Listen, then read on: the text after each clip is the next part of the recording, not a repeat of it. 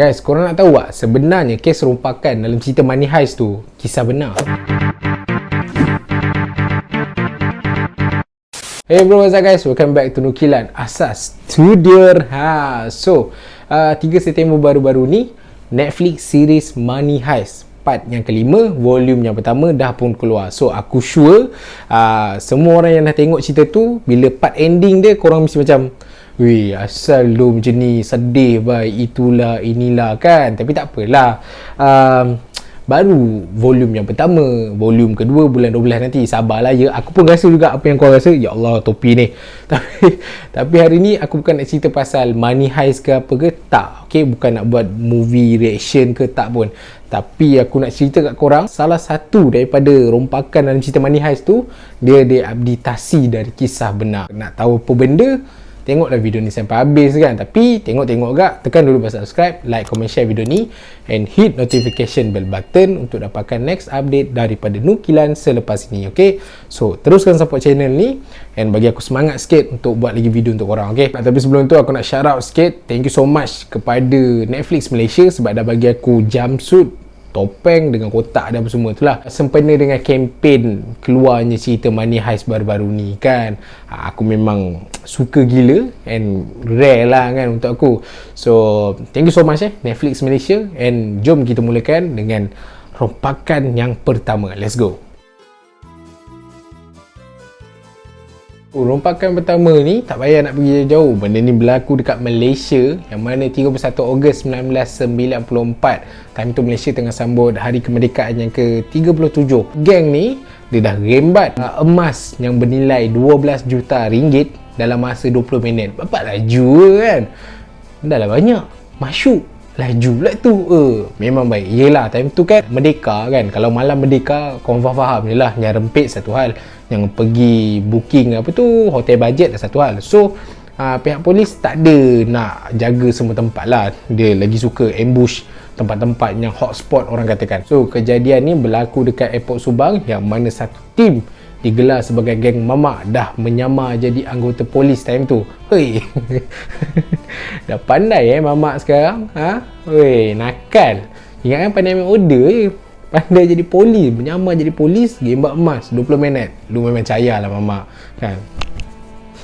Lu memang rare. Okay, tolak tepi tu. So, dalam pukul 5 pagi macam tu, pihak polis dapat satu call, kata dekat airport tu dah berlaku satu rompakan lah. So bila dah dapat airport, macam biasa lah, polis terus shoot pergi dekat airport tu. Dan bila sampai, dia tengok guard kat situ dah kena ikat. So bila polis tanya dekat guard tu, siapa yang buat ni semua rompakan ni lah, apa semua tu, and then guard tu kata pihak polis yang buat. Polis tu jam lah kan. Tiba-tiba, yelah dah lah baru sampai, tiba tanya benda ni siapa yang buat? Polis. Mana tak jam member tu. So dipenikkan cerita terus. Bila dah berlakunya benda-benda macam ni kan, bukan kecil-kecil anak punya nilainya hilang, 12 juta emas pula tu kan. So terus buat satu team macam unit khas lah untuk selesaikan kes ni. And dipendekkan cerita, diorang pun buka file, cari balik apa yang kena mengena lah dengan rompakan sebelum-sebelum ni. And diorang jumpa, pihak polis jumpa satu tim ni, geng mamak ni lah. Dia punya konsep rompakan ni berpakaian macam seragam lah. Tak kisahlah dia pakai baju polis ke, bomber ke, custom ke, tak kisah, mana-mana, asalkan beruniform and tak menggunakan senjata sewaktu melakukan rompakan. Lepas siasat punya siasat, end up separuh daripada geng mamak tu kena tangkap. Tapi setahu aku geng mamak tu dalam 5-6 orang lah macam tu. So bila dah konco-konco dia kena tangkap, and lama sikit lepas tu dia punya ketua pula, dia punya mastermind pula yang kena tangkap. So bagus, and bagi aku macam bukan support rompakan tu, bagi aku macam ketua dia ni punyalah pandai. And bila dah kena tangkap kan ketua dia tu, dia hire satu lawyer yang memang pro gila time tu, sampai dia boleh meyakinkan hakim kata geng diorang ni tak terlibat langsung, tak ada bukti yang kukuh, saksi yang cukup kuat, and tak ada kesan cap jari langsung dekat tempat kejadian. So that's why tak boleh nak dakwa geng mamak ni macam tu je, sebab tak ada benda yang boleh sahkan diorang ni bersalah lah. End up satu geng mamak tu terlepas macam tu je. So sampai sekarang lah tak jumpa lagi, and setahu aku tak settle lagi kot kes emas 12 juta ni. sampai sekarang tak jumpa langsung dekat mana benda lah tu sorok ke, benda tu dah burn ke apa ke, tak tahu.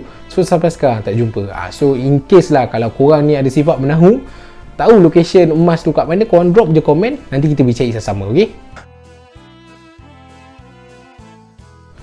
So, rompakan kedua ni kita pergi jauh sikit. Benda ni berlaku dekat Knightsbridge Security Deposit di London, England. Yang mana 12 Julai 1987, rompakan ni diketuai oleh Valerio Vinci. Dia ni sebenarnya anak seorang peguam daripada Itali. Oi, anak peguam pun main rompak-rompak tak faham aku lah. So, dikatakan tempat tu adalah tempat paling selamat lah untuk kau simpan kau punya barang-barang harta karun ke apa semua tu lah. Tapi nak macam ni kan, selamat macam mana pun kalau dah ditakdirkan untuk dipecah masuk, tetap juga kan. So kat situ dah hilang barang kemas, duit, jongkong emas, lepas tu macam-macam lagi lah harta karun yang dekat dalam tu kan. So dianggarkan around dalam 420 juta ringgit Malaysia. Kalau USD, kau pandai-pandai lah tukar sendiri. So kisah dia, ada dua orang mamat ni. Dia ni tim si Valerio ni lah. Dia kata dia nak sewa salah satu peti deposit kat situ, nak simpan dia punya barang-barang lah, kata dia semua tu kan. So bila dah cukup syarat and then dah isi borang apa semua, manager dia bawa lah pergi kat tempat tu untuk simpan barang dia orang tu kan. So benda tu dekat bawah tanah. So bila dah sampai je dekat situ, dekat tempat apa peti deposit tu, dua orang mamat ni tadi dia keluarkan pistol. So orang yang ada kat situ kan, guard ke manager kat situ, confirm macam alah kan, terkejut lah tiba-tiba member tu keluar pistol, confirm gelabah punya. So bila dia dah keluar pistol, dia gari lah, dia ikat semua orang yang ada kat situ, guard, manager apa semua. And then dekat situ ada 4,000 peti deposit tu, and 113 dah pun kena pecah lah. Diorang dah solap, diorang dah sapu rata. Yang dua orang tu buat kerja. So takkan diorang berdua je nak buat kerja kan. Dia pun Roger tim dia. Bila Roger je tim dia dah sampai, and then salah seorang daripada tim dia tu letak satu papan tanda kata macam tutup sementara lah dekat pintu masuk dia tu. So that's why bila orang nak masuk, dia macam ni tengah out of service lah, so tak apalah, pergi esok lah, macam tu. So bila tim-tim dia semua dah masuk, dia dah sapu rata semua benda, end up kantoi. Salah seorang daripada staff dia macam tu terlepas, and then dia call polis. Tapi bila dia call polis tu, yang perompak ni dia dah sempat lari. So macam burn macam tu lah. Okay, nasib lah kan, salah seorang pada staff tu terlepas, and then dia call polis, kata sini ada rompakan apa semua. And then bila polis sampai je kat situ, perompak-perompak tu dah tak ada dah, dia dah lari. Lepas sebulan diorang dah joli duit-duit yang diorang dah rembat tu, and then setengah daripada tim Valerio ni kena tangkap, tapi ketua dia tak kena. Sebab salah seorang daripada tim dia tu kata si Valerio ni sempat lari pergi Amerika Latin, sempat pula macam tu. So tak lama lepas tu dia punya ketua pula kena tangkap. Tak adalah bijak mana ketua dia ni. Kau tahu dia kena tangkap kan, gaya macam kelam gila lah. Dia balik rumah dia balik England sebab dia nak hantar kereta Ferrari dia, macam tu. So kat situ lah polis dapat kesan dia, and then tutak-tutak kena tangkap. Lepas tu kena hantar balik Itali lah, negara asal dia. So Valerio ni dia kena duduk dalam lock up tu lama agak. Time tu dia bebas around dalam awal tahun 2000 macam tu. And then bila dia dah bebas, dia nak jumpa dengan tim-tim dia balik lah, nak plan rompak benda yang baru lah macam tu. So bila dia dah jumpa tim dia, adalah sikit macam salah faham apa semua, berlakulah tembak menembak. So polis bila dengar je babak tembak-tembak ni, confirm lah dia kena masuk campur kan. So bila dia main tembak-tembak, polis, kawan-kawan rompak dia apa semua tu, tembak-tembak, tutak-tutak, bam, Valerio tu headshot. Matilah. So 29 April tu dia kena tembak, headshot, and then tak dapatlah nak buat satu rompakan yang baru. So dia mati katak macam tu je. So untuk rompakan kedua ni, kalau korang rasa ketua dia ni bijak ke tak bijak ke, korang drop je komen kat bawah, ok? Rompakan yang ketiga ni aku kata sama macam cerita Money Heist tu. Benda ni berlaku dekat Bangkok Center, Brazil.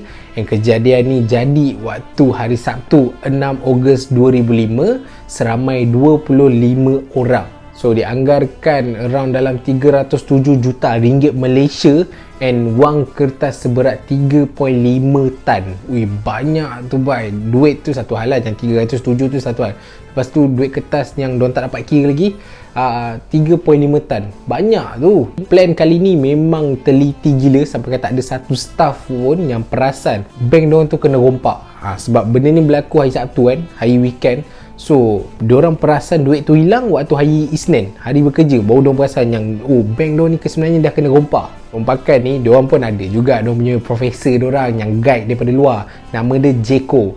Dia ni dah plan untuk rompak bank tu around dalam 3 bulan sebelum tu. So, dia tak se-expert macam profesor lah. Profesor dah lebih daripada setahun ke bertahun-tahun dia dah plan untuk rompak bank tu. So, dak Jeko ni, dia plan dengan tim dia. Dia sewa satu rumah. And then dia suruh tim dia tu buat laluan bawah tanah, terowong lah.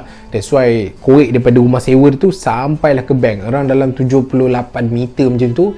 And memang senang cerita muat lah untuk engkau seorang. Lepas tu dengan troli lah, ulang alik. Macam cerita Money Heist yang bank yang pertama dia rompak tu, macam tu. Bila dia dah buat kerja tu and dia plan 3 bulan lah, aku tak tahulah berapa lama dia korek untuk tu kan. And then bila jiran-jiran dia nampak, dia tanyalah, oh ni orang baru ke apa ke? And Jeko kata, oh ya, dia orang baru. And then dia buka syarikat macam landscape lah. So that's why dia jual tanah, dia jual pokok bunga. So kat situ jiran macam, oh tak syak lah yang diorang ni sebenarnya satu tim yang tengah rompak bank. So kat situ jiran-jiran pun tak ada syak dia apa-apa. And diorang teruskan lah buat kerja diorang, pergi apa, kuik tanah, kuih terowong tu sampailah ke peti besi yang simpan duit tu lah. So benda ni sebiji macam dalam cerita Money Heist. Maybe director Money Heist tu dia ambil sedikit idea yang berlaku dekat Brazil ni, so dia olah sikit and then jadilah cerita Money Heist tu. Macam season pertama, season kedua dengan season ketiga separuh kalau tak silap aku lah. So team Jeko and the gang ni bebas. So bila diorang dah gembat semua duit tu, and then diorang pergilah tempat lain kan. Diorang pergi berpecah. And bila diorang dah berpecah, pihak polis jumpa duit 25 juta tu dekat salah seorang daripada tim diorang. So maybe sama macam cerita Money Heist tu. Kalau korang tengok dah si Rio kena tangkap dekat pulau, itu sebab dia call guna satellite punya phone kan. So maybe ni dia tukar sikit ke apa ke. So separuh daripada tim Jeko ni lepas and hanya 8 orang sahaja diberkas. So kena tangkap apa semua tu lah. So itu sahaja untuk video kali ni. Disebabkan sekarang ni tengah demam Money Heist kan, buka TikTok dekat FYP aku madah pasal Money Heist, spoiler punya lah. Lepas tu dekat IG scroll sikit pasal Money Heist. So aku ceritalah sedikit sebanyak, sekadar konten untuk korang kan. And korang teruskan support channel Nukilan and follow IG Nukilan. Jumpa korang kat next video. Bye bye. Assalamualaikum.